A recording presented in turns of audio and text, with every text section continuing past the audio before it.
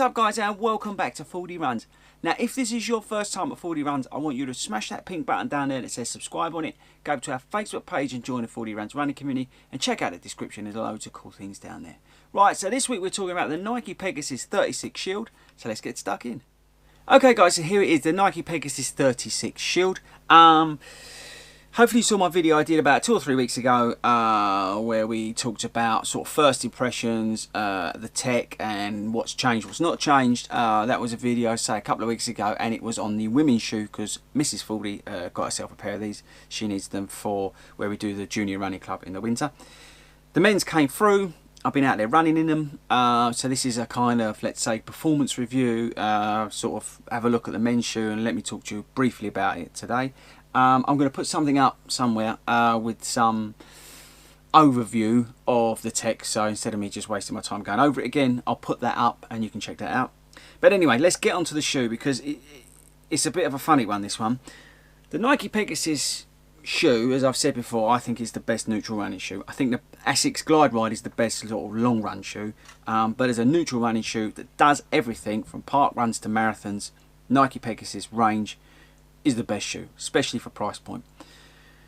What they've done with this shoe is done an evolution like they did with the Pegasus 36 of the Shield last year.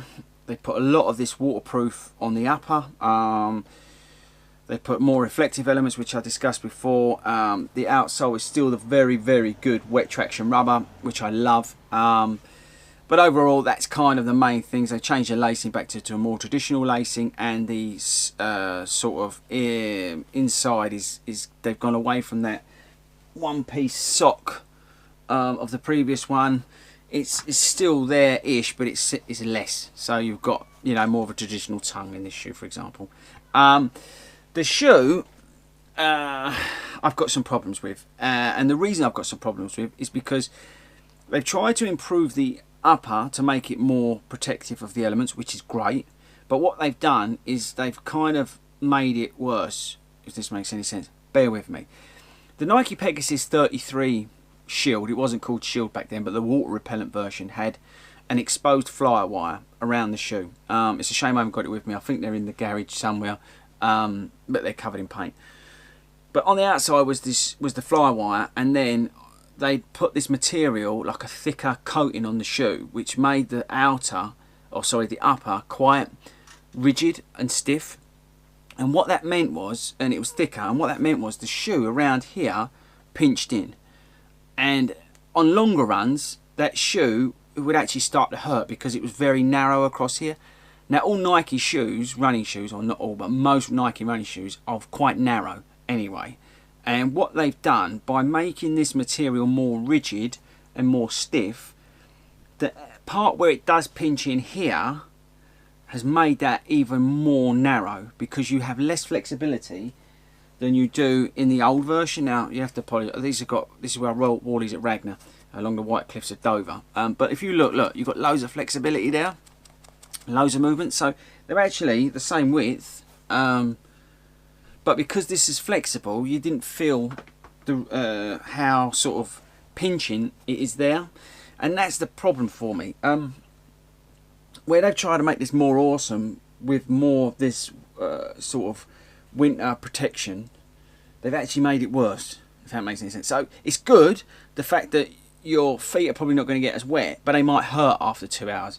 And that's the thing. I did a 2-hour run in these, and when I come back, it was starting to hurt here, and on the outside here, and that to me is a bit annoying, really. And it's a shame because what they've done is they've kind of ruined a good formula by trying to be more awesome, which probably doesn't make any sense, but I hope it does.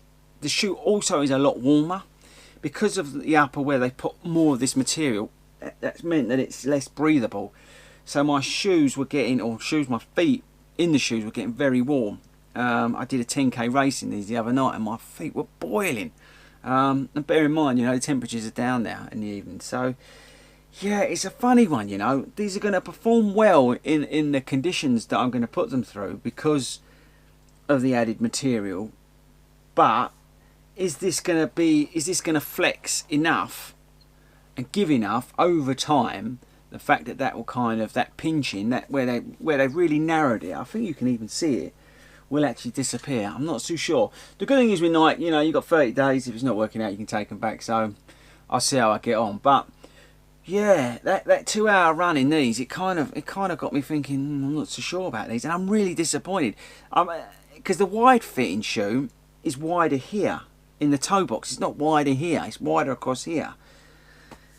So it's a bit annoying because they kind of, this was such a great shoe, and the 35 was such a great winter shoe, and this was fantastic because of this outer, and that's one of the reasons why I buy the Shield as well, is because the outer is fantastic for where I'm running along the canals, and if it's a bit icy and stuff like that.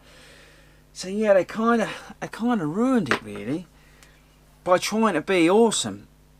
So that's where I'm at with it, guys.